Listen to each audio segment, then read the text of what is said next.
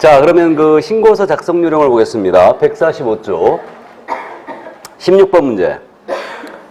다음은 부동산 거래약 신고서의 작성 요령에 대한 설명이다. 옳지 않은 것은 그랬는데 1번이에요. 거래 당사자가 다수인 경우라도 각각의 거래 지분을 별도로 기재할 필요가 없다. 각각 지분 기재해야 되죠. 정답이고 2번입니다. 부동산이 건축물 또는 토지 및 건축물의 경우에는 건축법 시행령 별표율에 따른 용도별 건축물의 종류를 적는다. 그죠? 다음 3번입니다. 공급계약은 시행사 또는 건축주 등이 최초로 부동산을 공급하는 계약을 말하며 전매는 부동산을 취득할 수 있는 권리에 관한 매매계약을 말한다. 맞죠? 4번 종전부동산은 입주권 매매의 경우에만 작성하고 거래금액란에는 추가 지불액, 프리미엄 등 공급가액을 초과 또는 미달한 금액 및 권리가격, 합계금액, 계약금, 중도금, 잔금을 읽는다. 그렇다고 그랬죠? 5번입니다. 다수의 부동산 관련 필지, 매도 매수인, 객공사 등 기재사항이 복잡한 경우는 별지로 작성, 간인 처리하여 첨부한다. 그러겠죠? 자, 그럼 17번. 작년에 나왔던 문제 어떻게 나왔나 한번 보겠습니다. 더. 옳은 것을 못 옳은 것은 그랬는데 기억이에요. 입주권이 매매의 대상인 경우 물건별 거래금액란은 권리가격에 부가세를 공제한 금액을 합니다. OX. 입주권이나 분양권 공급계약은 부가세 포함금액 적어야 되죠? 틀렸어요. 니은지문 물건별 거래금액란은 둘 이상의 부동산을 함께 거래한 경우 각각의 부동산별 거래금액 적는다. 맞죠? 네. 디귿입니다. 종전토지라는 입주권 매매의 경우에는 종전토지에 대해 작성한다. 그러겠죠? 이게 종전부동산란이었어요. 맞습니다. 리얼 계약의 조건기한은 부동산 거래계약 내용에 조건기한을 붙인 경우에만 적는다. 그러겠죠? 예, 정답 3번이었습니다. 4번이죠? 예, 4번이었습니다. 그럼 18번 더 볼까요? 작성 요령으로 옳은 것은 그랬는데 1번이에요. 공급계약의 경우 물건별 거래금액란은 부가세를 제외한 금액을 적는다. OX. 포함금액 적어야 되죠? 공급계약과 전매계약은 포함금액을 적는 거예요. 자, 그래서 1번 이거 틀렸고요. 2번 건축물의 면적은 집합건축물에게 연면적을 적는다. 전용면적만 적는 거죠. 3번 질문입니다. 외국인은 신고 작성 시 대한민국 국민과 달리 토지 매수 용도를 표시해야 한다. 맞죠? 국적도 표시해야 돼요. 그래서 3번 정답이고 4번 공급계약 또는 전매의 경우 가액만을 적고 옵션 비용, 프리미엄 등 추가 지불액은 적지 않는다. OX, X. 옵션 비용, 프리미엄 다 적어야 되죠. 예, 추가 지불액 다 적어야 됩니다. 5번입니다. 총 실제 거래액란은 거래계약서상 물건별 거래액을 각각 적는다. 아니죠. 토탈 금액 적는 거예요. 총 실제 거래액이니까. 자, 그래서 정답은 3번이었습니다. 신고 작성 요령 부가세만 제외하고요. 나머지 쉽게 맞출 거예요. 이거. 자, 그럼 19번 제재 넘어갑니다. 옳은 것은 그랬는데 1번이에요. 거래 당사자가 개업공사로 하여금 부동산 거래 신고를 하지 않으나 거짓된 내용을 신고하여 요구한 경우 요구했죠 지금? 500만 원 과태료 부과한다. 맞았네요? 자, 그럼 1번 정답입니다. 2번 부동산 거래에 관하여 거짓으로 신고한 개업공사에 대해서는 거짓으로 신고했죠 지금? 중개사무소 소지등록과청이 취득가액의 100분의 5 이하에 상당한 금액의 과태료 부과한다. OX. 중개사무소 소지등록과청 보였어요? 신고관청이죠. 신고관청이 5% 이하의 과태료를 부과한다. 그래 틀렸고 3번입니다. 신고 의무자가 아닌 자로서 거짓된 내용의 부동산 거래 신고한 자에 대해서는 거짓 신고했죠 지금? 500만 원 이하의 과태료가 부과된다. 틀렸죠? 취득가액의 5% 이하의 과태료죠? 100분의 5 이하의 과태료예요. 거짓 신고니까. 4번 부동산 거래 신고에 대하여 거짓 신고 조장하거나 방조하는 행위로 한 자에 대해서는 100만 원 이하의 과태료를 처한다. 조장 방조도 500과. 5번입니다. 부동산을 취득할 수 있는 권리에 관한 매매계약을 체결한 자가 거짓된 내용으로 부동산 거래 신고한 경우는 거짓 신고했죠 지금? 취득가액의 100분의 3 이하에 상당한 금액의 과태료를 부과한다. 틀렸죠? 100분의 5죠. 5입니다. 자, 그럼 20번 문제 위반과 제지에 대한 기술 더 보겠습니다. 틀린 것은 1번이에요. 신고관청이 거래대금 지급증명자료 제출 요구에 대해 거래대금 지급증명자료를 제출하지 않거나 그 밖에 필요한 조치를 이행하지 않은 경우 3천만 원 이하 과태료 부과된다. 맞죠? 네. 대금자료 제출 요구에 불응하면 3천만 원 이하. 2번입니다. 신고관청은 취득가액의 100분의 5 이하의 과태료 부과 시 100분의 5 이하의 과태료입니다. 지금 위반의 동기결과 횟수를 고려하여 개별 기준에 따른 과태료의 2분의 1 범위 안에서 그 금액을 늘리거나 줄일 수 있다. OX. 2분의 1이 아니고 5분의 1이에요. 한 번도 안 물어봤으니까 일단 이해해두세요. 3천만 원 이하하고 취득가액의 5% 이하는 5분의 1 가감이다. 3번입니다. 거래 당사자가 직접 거래한 경우 매도인이 부동산 거래약 신고서에 서명 또는 날인을 거부하는 등 공동신고를 거부하면 그 매도인에게는 500만 원 이하의 과태료 부과된다. 맞죠? 거부자 500만 원 이하고. 4번 신고인이 신고한채 계약서 등 대금 지급증명자료 외의 자료 제출 요구에 불응한 경우는 500만 원 과태료 부과된다. 맞죠? 대금 자료 외의 자료는 500과. 5번입니다. 신고한채인 개업공사에 과태료 부과한 경우는 부과일로부터 10일 이내 중개사무소 소지 등록과청에 과태료 부과 사실을 통보해야 한다. 맞습니까? 예, 그래서 신고한청은 등록한청에 10일 내에 통보해야 되죠. 자, 그럼 이제 21번입니다. 자진 신고하였을 경우에 과태료가 감경되는 자가 아닌 것 그랬어요. 그래서 자료 제출 요구에 불응하거나 이건 안 한 자 없다고 그랬죠? 감경 규정이. 1번입니다. 거짓으로 한 자는 감경 규정이 있죠. 거짓으로 신고한 요구한 자도 있죠. 조장 방조자도 있죠. 다음에 4번 외국인. 이거 감경 규정이 있다고 그랬죠. 외국인 포함이라고 그랬어요. 거짓 신고한 자 중에는 외국인 포함입니다. 그 다음에 5번입니다. 거래대금 지급을 증명할 수 있는 자료 제출 요구에 불응하나 거짓으로 자료 제출한 자. 자료는 아니라고 했죠. 예, 그래서 5번 리니언시 제도가 없습니다. 정답이었고 22번 참고로 봅니다. 감면 또는 감경에 대한 설명이다. 옳지 않은 것은 22번이에요 지금. 1번입니다. 개업공인인사에게 거짓으로 신고하도록 요구한 자가 신고한청의 조사가 시작되기 전에 자진 신고한 경우 과태료가 면제된다. 맞아요? 조사 시작 전 자진 신고 면제. 2번 거짓 신고 방조한 자가 신고한청의 조사가 시작되기 전에 자진 신고한 경우 과태료가 면제된다. 맞죠? 3번 거짓 신고한 자가 신고한청의 조사가 시작된 후에 자진 신고한 경우 과태료의 70%를 감경한다. OX 50%죠? 예, 그래서 3번 정답이고 자진 신고한 날로부터 과거 1년 내에 자진 신고를 하여 3회 이상 과태료의 감경 또는 면제를 받은 경우는 과태료 감경 면제되지 아니한다. 그러겠죠? 그래서 상습적으로 1년 내에 3회 이상 감경받으면 이거 면제하지 않습니다. 5번입니다. 자진 신고하려는 부동산 등의 실제 거래계약과 관련하여 국세기본법 등 관련 법령을 위반한 사실 등이 관계기관으로부터 신고한청에 통보된 경우에는 과태료 감경 면제하지 아니한다. 그렇습니다. 참고하세요. 자, 그러면 이제 외국인 취득 특례에 대한 내용을 봐야 되죠? 요약집으로 돌아갑니다. 96쪽. 외국인 등의 부동산 취득에 대한 특례. 이거는 매번 출제합니다. 꼬박꼬박 한 문제씩 내고 있는데, 자, 외국인에 대한 특례인데 말이에요. 외국인의 정의. 앞에서 있었죠? 외국인에 대한 정의인데, 일단 대한민국 국적이 없는 자는 외국인 맞죠? 이거 시민권 취득이라고, 영주권 취득이라고요? 시민권 취득이다. 그 다음에 외국 법에 의하여 설립된 법인, 외국 법인이죠? 당연히 외국인으로 적용되고 있고 단체 포함되고 있다는 거 알고 있죠? 비법인 사단 포함되고 있고요. 내국 법인일지라도 적용되는 경우가 있다고 했는데 외국인으로 그 임원 또는 사원 또는 구성원이죠. 얘들은 몇 분의 몇? 2분의 1이죠. 2분의 1 이상이 외국인으로 쳐져 있다. 그러면 이 법인은 외국인입니다. 그러니까 예를 들어서 임원이 10명이 있는데 5명이 만약에 외국인이었어. 5명. 그럼 이 법인은 외국인으로 적용받고 있죠. 그 다음에 자본금이나 의결권입니다. 이것에 역시 2분의 1 이상을 외국인이나 외국 법인이 갖고 있다. 그럼 마찬가지로 이 법인은 외국인 이거 적용을 받습니다. 그래서 외국인의 정의 이 정도 감 잡아두시고 이제 신고에 상호주의가 있다는 걸 알아요. 이 외국인에 대한 특례에서는 상호주의가 있습니다. 우리나라 국민에 대하여 자국 내 부동산 취득을 제한한다. 우리도 그들의 국민을 제한할 수 있죠. 이것이 바로 상호주의인데 누가요? 국토교통부 장관이 제한할 수 있다죠. 이거 해야 된다 아니에요.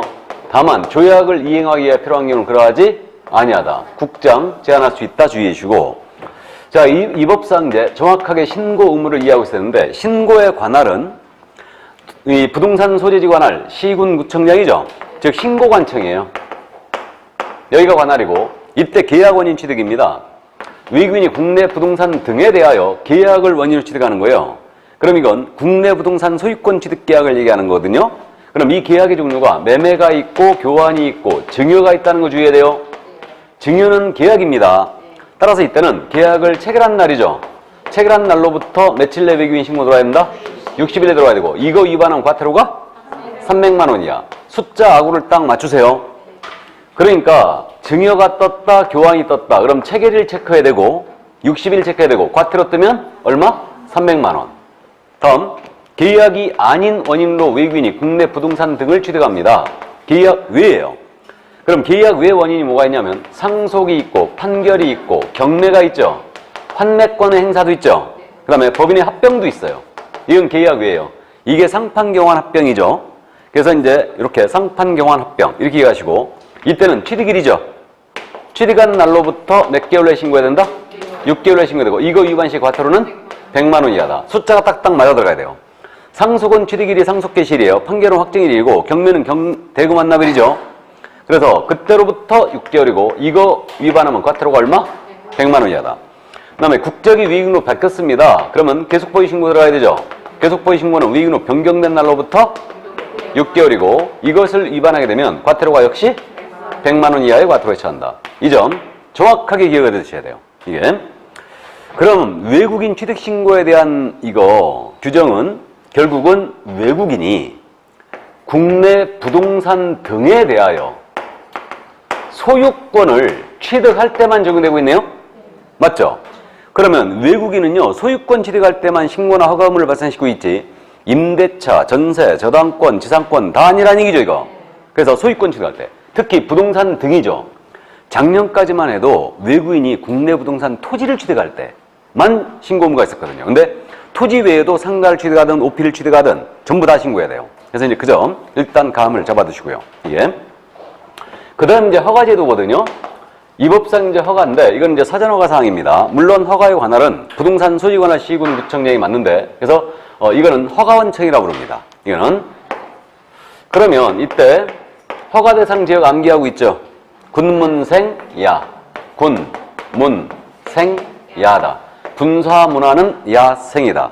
그래서 군사기지 및 군사시설 보호구역, 군사지역이라고 그랬고 섬지역 묵힐 수 있다고 그랬죠. 그 다음에 문화재 보호구역이 있고 그 다음에 생태경관 보전지역이 있고 야생생물 특별보호구역. 그럼 전통사찰 보존 및 지원하는 법률에 따른 전통사찰 내지거든요. 이거 외국인 허가 대상 지역? 아니죠. 나아가 자연환경 보전지역이에요. 자연환경 보전지역은 아니죠. 자연환경보전법에 의한 생태경관 보전지역이에요. 그래서 군문생야로 암기해버리는 거예요. 그냥. 그럼 이 지역을 취득할 때 미리 허가받고 취득해야 되는데 만약에 허가를 받지 않고 계약 체결하면 계약은 무효고 형사처벌 꼭 기억하세요. 2대 2. 2년 이하의 직 또는 2천만 원의 벌금에 처하고요. 허가 불허가 처음 며칠 내에 주게 돼 있어요. 15일 내에 주게 돼 있고 이건 허가의 기속성이 있죠. 지정 목적 달성에 지장을 주냐면 허가를 해줘야 된다. 이게 허가의 기속성이죠. 그래서 이 점 이해해 두시고 그럼 여기서 이제 아까 이건 언급이 됐는데 부동산 거래 신고를 외국인이 했어요. 그러면 외국인 취득 신고를 한다 안 한다? 안 한다. 다음에 외국인이 토지거래 허가를 받아버린 거예요. 토지거래 허가를 받았다면 외국인 취득 허가를 별도로 받는다 안 받는다? 안 받는다. 맞죠? 그러면 외국인 허가 제도는 역시 이 대상 토지에 대한 소유권을 취득할 때만 지금 적용되고 있는 거죠? 양도할 땐 적용이 없어요. 이해되십니까? 그래서 이제 그 점 이해되시고 그럼 나머지 이제 절차거든요. 그럼 절차인데 신고 들어갈 때는 외국인이 신고서 내야 되죠. 그다음에 허가 신청 들어갈 때는 허가 신청서 내야 되죠. 그럼 신고서 허가 신청 내는데 이거 말로만 내는 거 신고서만 내는 거 아니죠? 이건 첨부해야 돼요. 신고할 때는 취득원인서를 첨부합니다. 계약이라면 계약서, 판결이라면 판결서 같은 거 첨부해야 돼요. 그 다음 이제 허가 신청 들어갈 때는 계약서가 없죠. 뭐 들어와야 돼요? 당사자와 체결된 합의서 들어와야 돼요. 합의서 서류 이해해 두시고 그 다음 이제 신고나 허가 신청입니다. 이거 전자문서로 할 수도 있죠. 전자문서 되고요. 대리인에서 할 수도 있죠. 근데 대리인이 할 때는 전자문서로 할 수는 있다 없다? 없어요. 그죠? 이때 대리한 자는 그 위임한 외국인의 자필서명 위임장이었는데 이게 서명 또는 날인한 위임장으로 바뀌었죠. 수정해놨어요. 그래서 그 서명 또는 날인한 위임장과 그 위임한 외국인의 신분증 사본 내게 돼 있죠. 그리고 지신분증 내 보여야 되죠. 그래서 이렇게 이제 대리할 수가 있는데 이때 그러면 신고는 들어갔습니다. 그러면 신고확인증을 지첩시 발급하게 돼 있죠. 그래서 신고확인증을 지첩시 주게 돼 있고 허가 신청 들어갔어요. 그럼 허가증을 15일 내에 주게 돼 있죠. 그럼 신고증이나 허가증이 발급됐어요. 그럼 분기 종료한 날로부터 1월 내에 우리 신고관청, 허가관청은 이 사실을 시도지사에게 제출해 줘야 되죠. 그럼 시도지사는 다시 1월이죠. 다시 1월 내에 국토부 장관에게 이거 역시 제출한다. 부동산 거래 신고 제출하고 똑같죠, 이거? 똑같습니다. 그래서 이제 이 점 이해를 해 두시고요. 그래서 여기까지 이게 바로 외국인에 대한 특례 규정이었어요. 그래서 이제 이 점 이해를 해 두시고요. 그러면 문제 확인해 볼까요? 자, 그러면 그 148쪽 23번서부터 나오네요. 다음 중 부동산 거래 신고되는 법률에 따른 용어의 정의상 외국인 등에 포함되지 않는 것은 그랬어요. 1번 외국의 법령에 따라 설립된 단체, 외국인 포함되고 있죠. 2번입니다. 사원 또는 구성원의 2분의 1 이상이 대한민국 국적을 보유하고 있지 않은 내국법인, 적용되죠. 다음에 3번입니다. 자본금의 2분의 1을 외국인이 보유한 내국법인, 적용되죠. 그러나 4번, 2분의 3분의 1이 대한민국 국적을 보유하고 있지 아니한 단체입니다. 적용되지 않죠. 예, 그래서 4번 정답이었고 외국 정부나 국제연합은 적용되고 있죠. 단체까지 포함이다. 24번 내려가죠. 취득에 대한 설명으로 옳은 것은 그랬어요. 1번입니다. 외국인의 신고 허가제는 대한민국 영토에서 외국인이 상속, 경매 등 계약 외의 원인에 의한 부동산 취득에는 적용되지 않는다. OX. X. 상속, 경매의 경우도 6개월 내에 신고 들어가야 되죠. 2번 외국인이 국내 토지 건물에 대한 전세 또는 임대차 계약을 체결한 경우는 계약 체결로부터 60일 내에 신고한다. OX. X. 소유권만 취득할 때 적용되는 거죠. 3번입니다. 외국인이 대한민국에 소재하는 건물에 대한 저당권을 취득하는 경우는 저당권입니다. 지금 부동산 거래 신고 등에 관한 법률이 적용될 여지가 없다. 맞아요? 3번 정답. 4번 외국의 법령에 따라 설립된 법인이라도 외국의 법령에 따라 설립된 법인 밑줄 쫙. 구성원의 2분의 1이 대한민국 국민인 경우 이 법에 따른 외국인에 해당하지 아니한다. OX.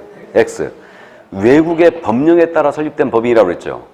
외국 법인이죠, 이거. 전체가 대한민국 국민이 아니어도 이거 그대로 전체가 대한민국 국민이어도 이건 외국인이에요. 맞죠? 예, 그래서 4번 역시 틀렸고 5번입니다. 전원이 외국인으로 구성된 비법인 사단. 전원이 외국인으로 구성된 비법인 사단입니다. 이 법에 따른 외국인에 해당하지 않는다. 해당하죠?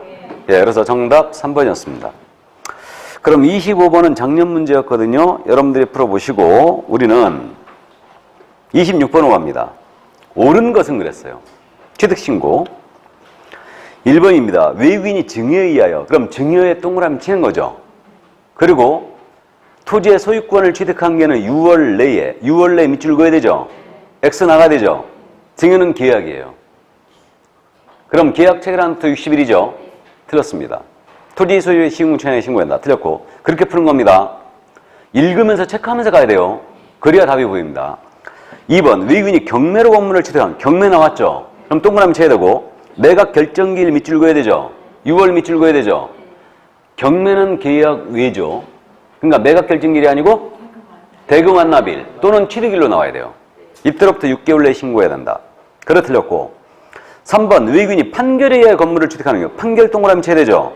그럼 취득하면서 6개월 내 6개월 밑줄 긋고 이거 맞죠 그럼?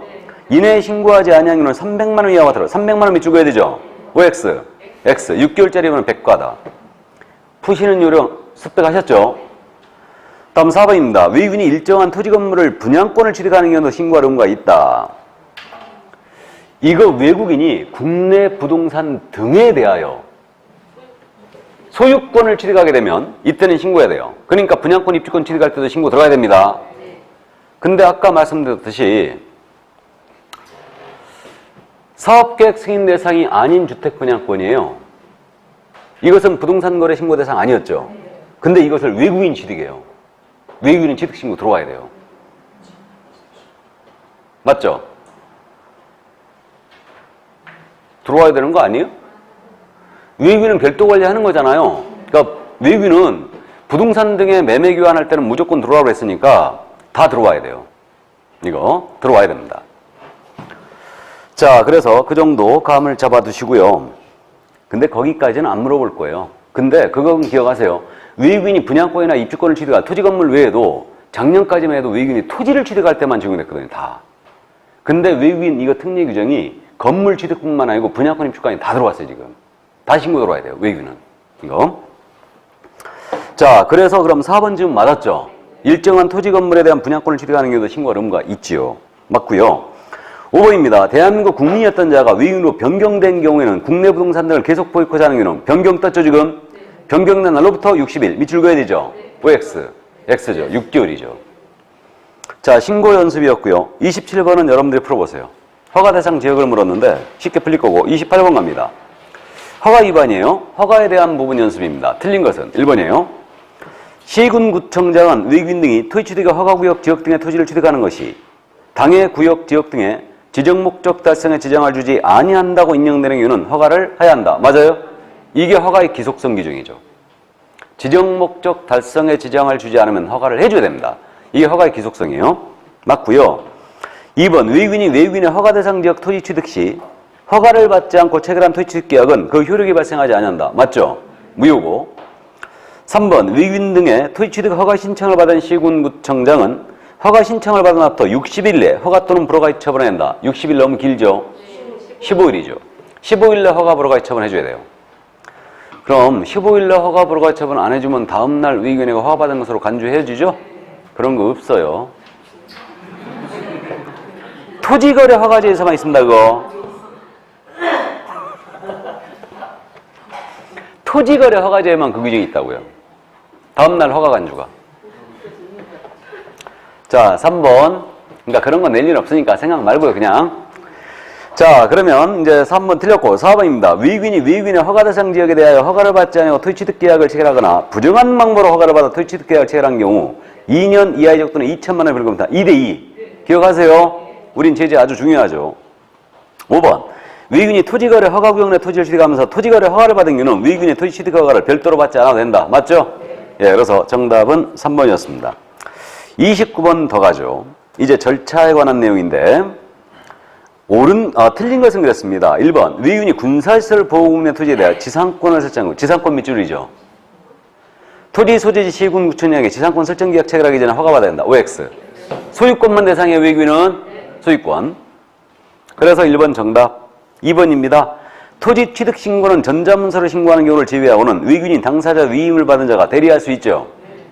3번 외국인이 토지 취득의 허가를 받고자 할 때는 토지 취득 허가 신청서에다가 토지 취득 계약 당사자 간에 합의서를 첨부한다. 알아보시겠어요? 합의서 들어와야 됩니다. 계약서가 없으니까. 3번입니다. 외국인이 4번입니다. 국토교통부장관은 이거 밑줄 긋고 와야 되죠. 대한민국 국민에 대해 자국간의 토지 취득 또는 양도를 금지하거나 제한한 국가의 개인 등에 대해서는 대한민국의 토지 취득 양도를 금지하거나 제한할 수 있다. 제한할 수 있다 밑줄이죠. 국장이 제한할 수 있다. 이게 체크 포인트죠. 이걸 슬쩍 외교부 장관은 이런 식으로 바꿔내면 틀렸어요. 이거는 상호주의였죠, 이게. 5번입니다. 외국인이 집합 건물의 대지권을 그 건물 부분과 함께 취득하는 경우라더라도 그 대지권에 관한 소유권이 있는 게 함에서는 부동산 거래 신고 등의 법률이 정한 허가 또는 신고를 요한다. 그러겠죠? 예, 토지에 대해서 다 해야 돼요. 그럼 30번 문제입니다. 지문 연습이 나왔는데 설명으로 옳은 것을 냈습니다. 기출지문들 쫙 모아놨어요. 아주 까다로웠던 기출지문들. 1번입니다. 매매 또는 교환 계약에 의한 토지나 건물 취득 시는 취득일로부터 60일. 그럼 계약에 밑줄 긋고 취득일 밑줄 긋고 60일 밑줄 그어야 되죠. 신고해야 한다. OX. X. 그러니까 정확하게 기억해야 돼요. 계약은 취득일이 아니고 체결일이에요. 체결일입니다. 틀렸고. 그러니까 체크하면서 읽지 않으면 그냥 통과해요. 그러니까 이거 외국인 취득 특례는 꼭 반드시 읽으면서 체크하면서 가야 돼요. 계속. 다음 2번. 국토교통부 장관은 부동산 등의 취득 신고를 하지 않은 외국인에게 과태료를 부과 징수할 수 있다. 국장 밑줄. 과태료의 밑줄. OX. 이 지문도 엄청 속았었는데 과태료 부과권자는 신고한청이죠. 국장이 아니죠. 300만 원, 100만 원은 신고한청입니다. 틀렸고. 3번 질문. 부동산 거래 신고되는 법률에 따라 부동산 취득 신고를 하지 아니하거나 신고를 하지 아니하거나 밑줄 쫙 긋고 거짓으로 신고한 자는 2년 이하의 적 또는 2년 이하의 징역 밑줄 긋고 2천만 원 벌금에 처한다. OX. X. 신고 위반이죠. 신고 위반은 과태료이지 허가 위반 시에 2년에 2천이죠. 예. 근데도 안 보여요, 잘. 조심해야 됩니다, 이거. 그러니까 정확하게 읽고 가야 돼요. 다음 4번 질문. 부동산 등의 취득 신고를 받은 시군구청장은 제출 서류를 확인 후 신고 확인증을 지체 없이 발급해야 한다. 맞아요? 취득 신고 받으면 지체 없이 발급해야 되죠? 맞고요. 5번 질문. 시군구청장은 외국인의 토지 취득 신고 등의 내용을 국토교통부장관에게 직접 통보해야 한다. OX. X. 시군구청장은 분기 종료한 날부터 1월 내 시도지사에게 제출하면 시도지사가 다시 1월 내 국장 제출하는 거죠. 다만 세종시장은 직접 통보죠. 이해하셨죠? 자, 그래서 정답은 4번이었습니다. 어렵죠, 문제? 그러니까 이제 기출지문에서 아주 까다로웠던 지문들, 우리가 많이 속았던 지문들을 그대로 했는데 이거는 여러분들이 연습이 좀 필요해요. 그래서 자꾸 이제 다시 보시기 바랍니다. 이거는.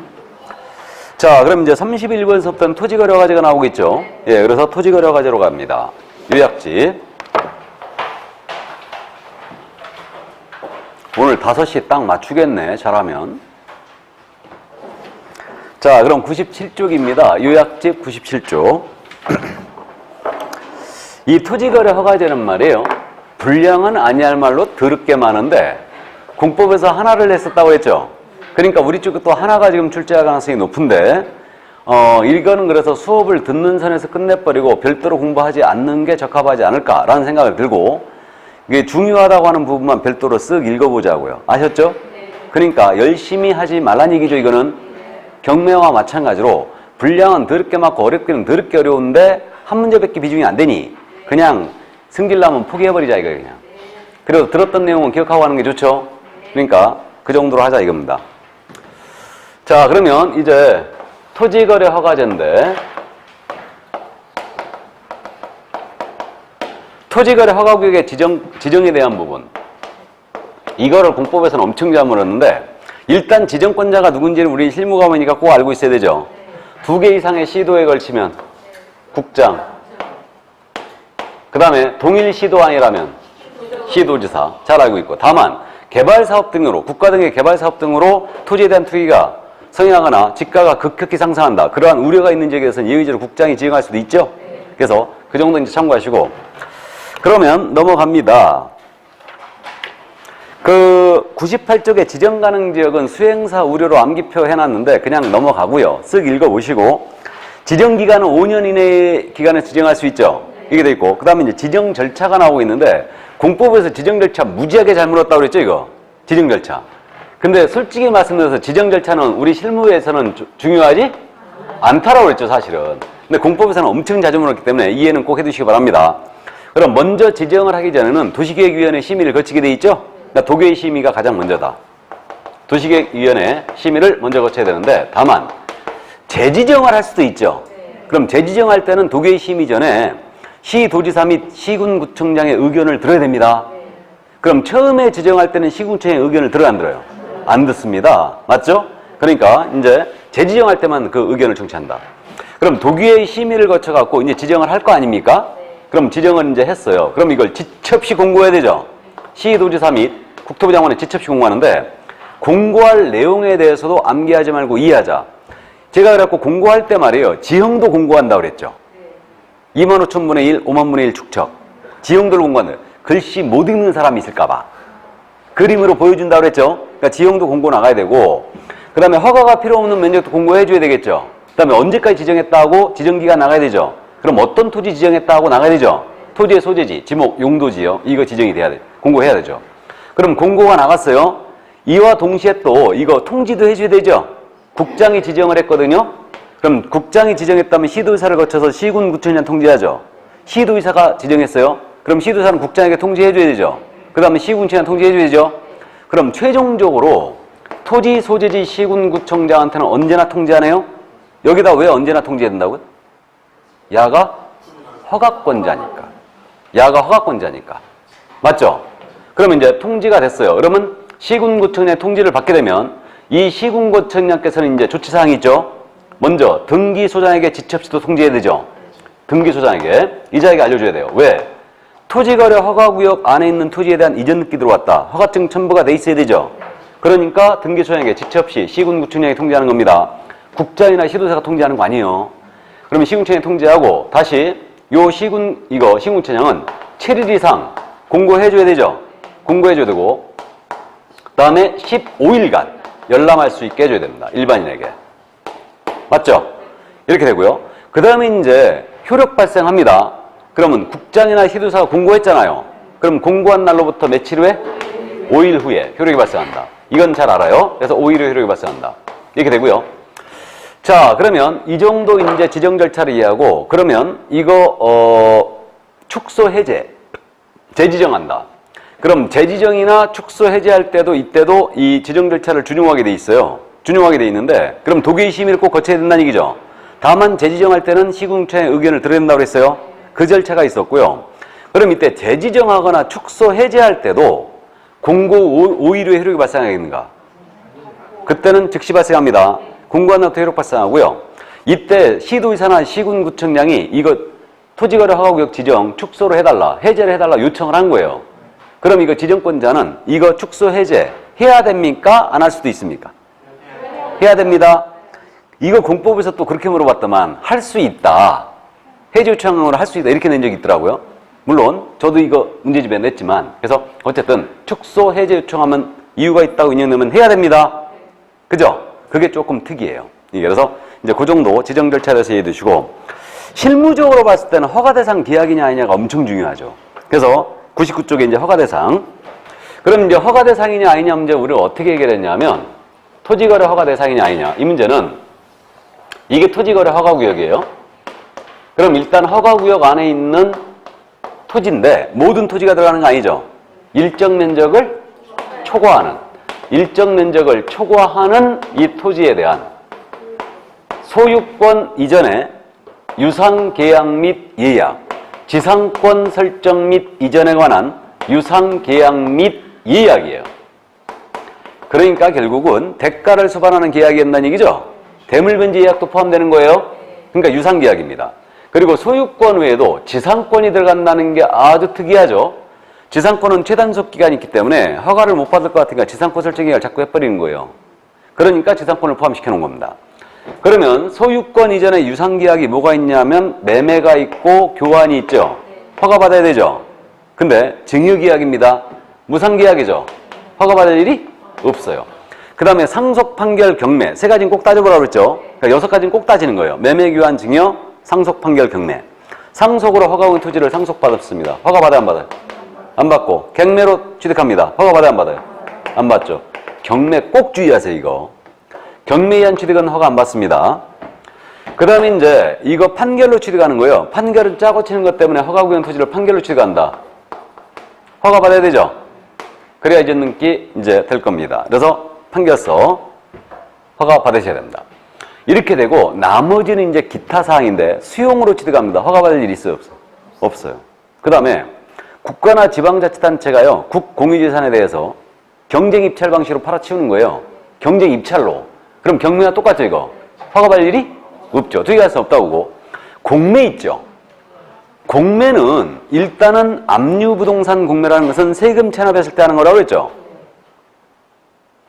자생활임에서 대행해 주는 거 아니에요. 세금 체납했을 때. 압류부동산 공매는 경매와 똑같아요. 그러니까 처음부터 경매를 면제버려요. 경매처럼 면제하는데 비업무용 부동산 공매 있죠. 기업이나 은행이 갖고 있는 이 비업무용 부동산을 한국자산운용사가 대신해 주는 거죠. 이건 개인 간의 특수한 거래예요. 그러니까 허가를 받아야 돼요. 받아야 하는 단 비업무용 공매를 했는데 3회 이상 유찰됐잖아요. 이때는 면제예요.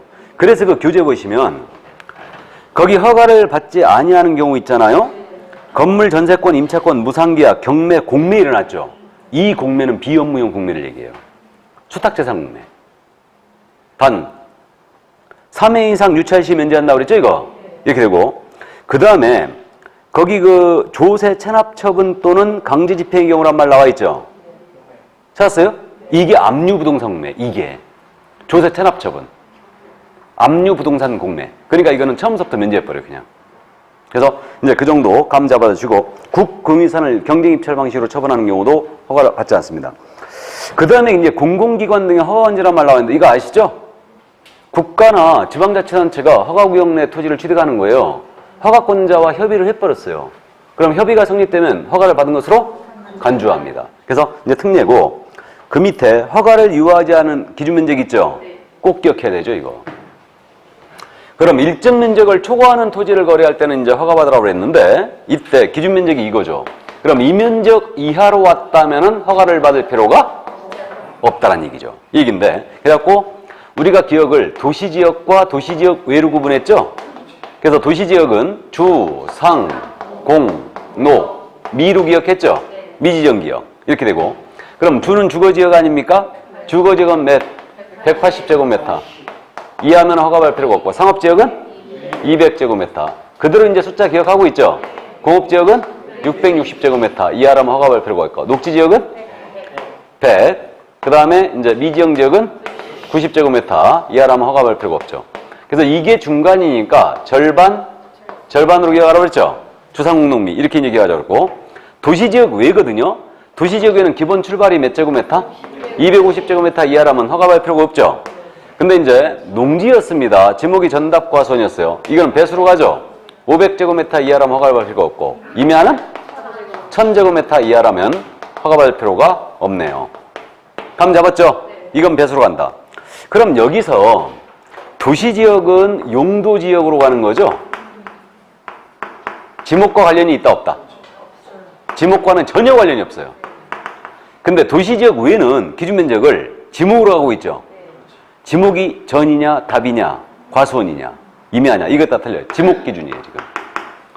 이해되세요? 이렇게 되고요. 이때 지정권자가 지정을 하면서 이 기준면적을 조정할 수 있죠.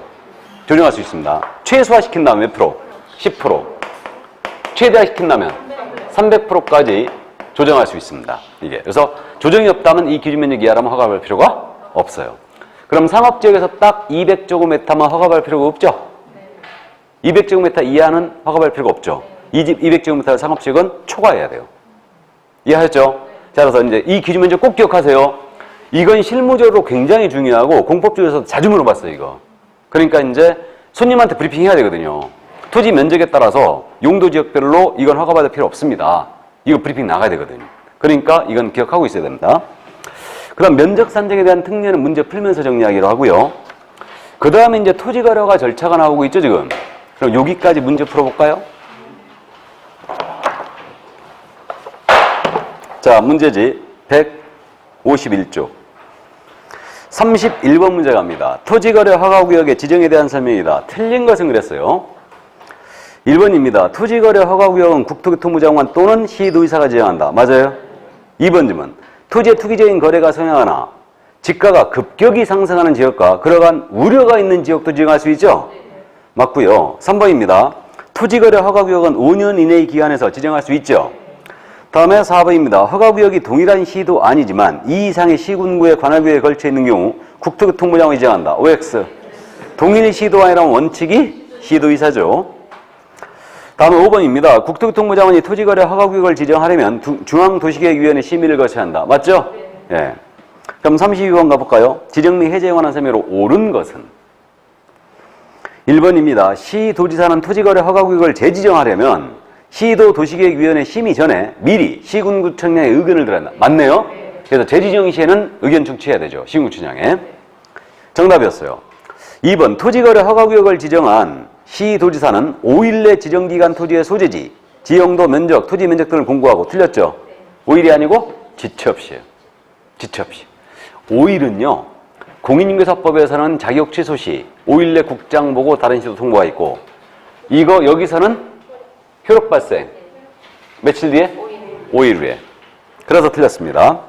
토지 면적 등을 공고하고 국토부 장관 시군구청장에게 통지해야 한다. 그러겠죠? 시도의사니까.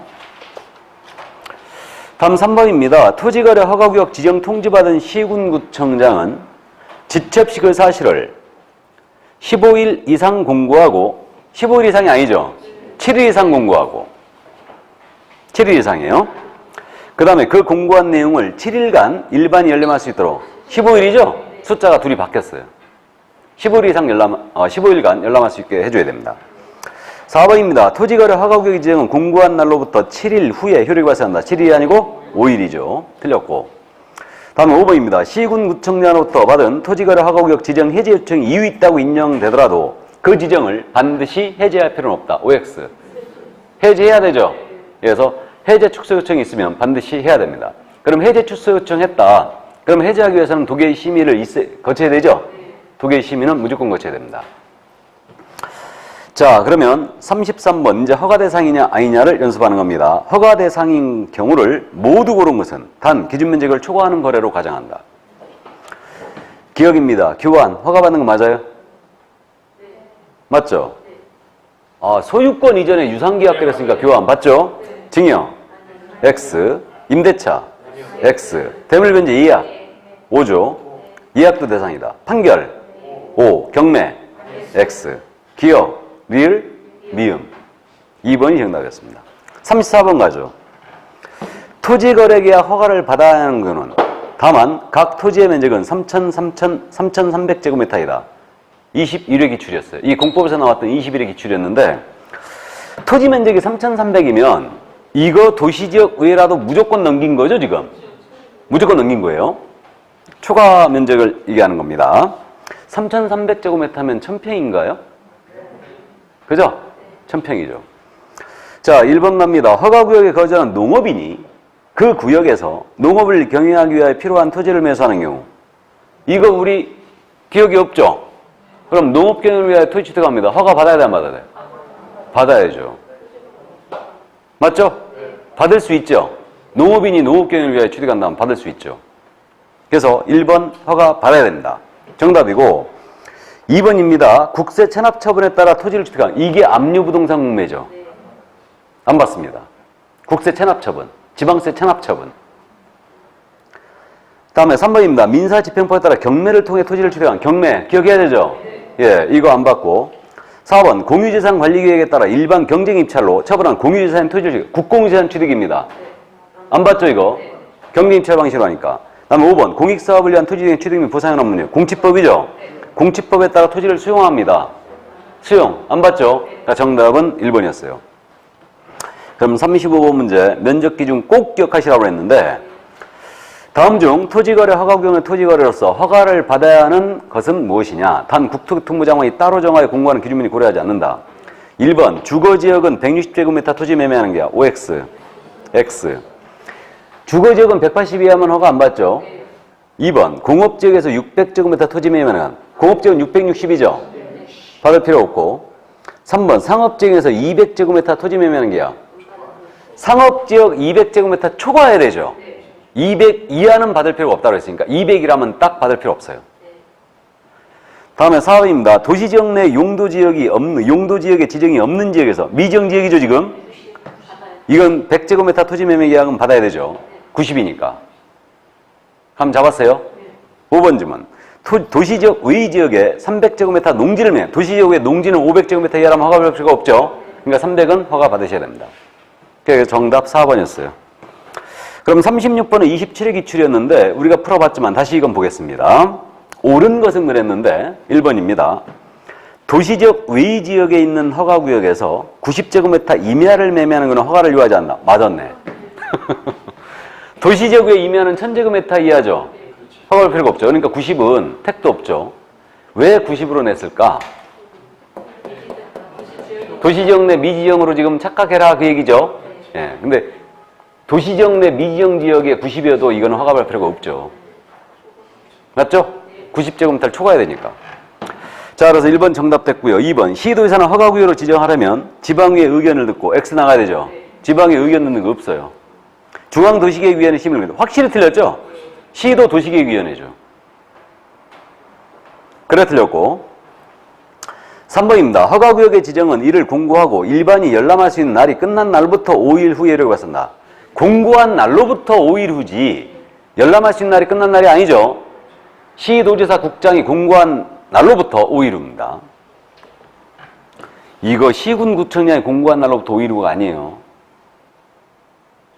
틀리잖아 지금.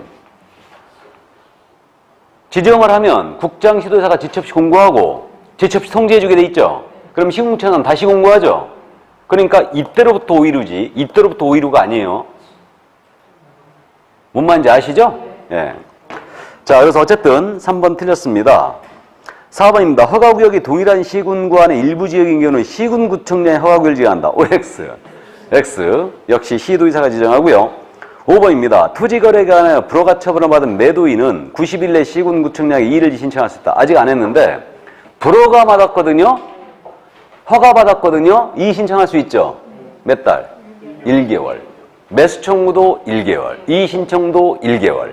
선매자 지정 통지도 1개월. 선매 협의 완료도 1개월. 무조건 토지거래가 돼서는 찍어도 숫자 몇이에요? 1개월이에요. 찍어도. 그래서 5번도 틀렸습니다. 자, 그러면 37번 갑니다. 틀린 것은 그랬는데 1번이에요. 토지거래 허가구역 지정권자는 지정 당시 기준면적의 10% 이상 300% 이하의 범위에서 따로 정하여 공고할 수도 있죠. 2번 질문. 일단의 토지 이용을 위해 토지거래를 체결한 후 1년 이내 일단의 토지 일부에 대해 토지거래를 체결한 경우는 그 일단의 토지 전체에 대한 거래 본다. 이거 맞는데요. 이거예요. 제가 정규 강의할 때 이해를 든 적 있죠. 이게 상업지역이에요. 상업지역인데 필지가 세 필지가 있거든요. 1번지, 2번지, 3번지인데 이게 상업지역으로서 공장용지였어요. 이게 상업지역 내 공장용지 있다고 그랬죠. 그러면 이게 면적이 200, 이것도 200, 이것도 3번지도 200이었어요. 그러면 이걸 1단의 토지로 갑이 지금 공장으로 사용하고 있습니다. 이것을 1번지에 대하여 의리 매수하는 거예요. 이거 의리 매수합니다. 그럼 이때 토지거래가 받습니까? 안 받습니까? 안 받죠? 상업지역 내에 딱 200이니까. 근데 1년 내에 의리 2번에 2번지 토지를 또 사는 거예요. 1년 내에. 그럼 이때는 전체에 대한 거래를 와서 받아야 됩니다. 그게 바로 2번 지문이에요. 알아보시겠죠? 다음에 넘어가면 허가구역의 지정 당시 기준면적을 초과하는 토지가 허가구역 지정 후 공유지분으로 거래되는 경우 최초의 거래는 기준면적을 초과하는 토지 거래가 체결하는 겁니다. 자, 이것도 면적 산정에 대한 특례인데 농지를 예를 들었죠, 제가. 그 정규 강의할 때. 이게 도시지역의 농지, 지목이 전이었어요. 지목이 전이었는데 이게 갑소유였고요. 면적이 이게 500제곱미터는 좀 점유했고 700제곱미터였다고 가정하죠. 그러면 이게 허가구역에 묶였거든요, 지금. 그러면 지금 농지는 500제곱미터를 초과하게 되면 허가받아야 되죠. 그러면 허가받아야 될 토지가 허가구역 지정이 딱 됐어요. 그래갖고 이거를 야가 분필하는 거예요, 갑이. 분필해갖고 350, 350으로 쪼개버린 겁니다. 그래갖고 을한테 파는 거예요. 그럼 이거 피하고 있죠. 그러면 을이 살 때 최초의 거래죠, 지금. 야, 허가 받으란 얘기죠. 이걸 그러면 분할하지 않고 지분으로 거래하는 거예요, 을이. 지분으로 사버린 거야. 이때도 최초의 거래 허가를 받아야 돼요. 그럼 이때 이걸 1번지, 이게 1의 1번지 이렇게 됐다고 가정하면 분필해가지고 이것을 이번엔 을이 안 사고 병이 산다. 이 부분을. 병 허가 받을까 안 받을까? 예? 안 받아도 된다, 받아도 된다. 이런 견해의 대립이 있는데 받아야 될 걸로 저는 해석하고 있고 국토부도 같은 입장으로 저는 생각하고 있습니다. 일단 병한테는 최초의 거래잖아요. 맞죠? 을이 이것을 또 산다면은 을은 여기 또 받았죠. 그러니까 안 받아도 되겠지만 병이 산다면 받아야 되지 않을까. 이런 생각이 가볍게 들긴 하는데 참고예요. 그럼 2번 질문, 3번 질문 그냥 감만 잡아두시고요. 다음에 4번입니다. 토지거래약 당사자의 한쪽이 국가 등인 경우 그 기관의 장이 시군구청과 협의할 수 있고 그 협의가 성립된 때에는 그 토지거래에 관한 허가를 받은 것으로 본다. 맞죠? 네. 그래서 국가 등에 대한 특례였고 이건. 5번입니다. 농업인이 수용된 농지의 대체 농지를 취득하려는 경우는 공시지가를 기준으로 대체 농지의 가격은 종전의 토지가격 이상이어야 허가를 받을 수 있다. 이건 아직 안 했는데 이하여야 돼. 이하. 바로 이 얘기죠. 그럼 만약에 농업인이 자기 농지를 수용당한 거야. 그래갖고 이 수용당한 농지가액이 3억이었어요. 근데 이제 허가구역 농지를 대체로 취득하는 거예요. 대체 취득하면서 자기가 취득하는 농지는 5억짜리를 취득하는 거예요. 되겠어, 안 되겠어요? 안 되지. 공시지가 이하해야 됩니다. 가액이에요. 공시지가 기준입니다. 공시지가 기준으로 가액이 그 이하해야 돼요. 면적으로 따지는 게 아니고. 공시지가 기준입니다. 그러니까 이상이라고 그랬죠? 이하해야 취득할 수 있어요. 투기를 방지하기 위해서. 맞죠? 근데 허가구역으로 묶이게 되면 그 지역 투자해야 돼, 안 해야 돼? 무조건 해야지. 정부에서 묶은 지역은 무조건 들어가야 돼요. 그럼요. 정부에서 눈여겨보고 있는 지역은 무조건 투자해야지. 그러는 거 아니야? 아니, 토지거래 허가구로 묶으면 그쪽은 무조건 투자해야 돼요. 내가 농업인이라면 무조건 저 농지 사버려야 돼. 오르고 있다는 얘기거든. 안 그렇습니까? 아, 부동산의 철칙가 아니에요. 정부가 눈여겨놓은 것을 투자한다. 500원 내놔. 자, 잠깐 쉬었다 하겠습니다.